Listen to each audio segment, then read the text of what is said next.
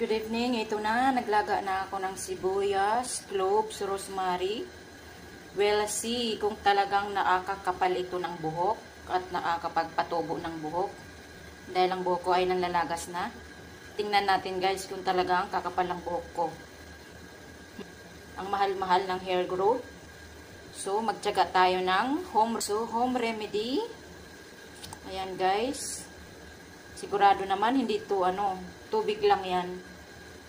Ito natin masusubukan kung talagang totoo yung sinasabi nila Ito daw ay pampatubo ng buhok para sa mga nanlalagas ang buhok dyan. Para sa mga stress at laging puyat. Para hindi tayo makalbo guys. Dahil mas maganda tayo kapag makapal ang buhok.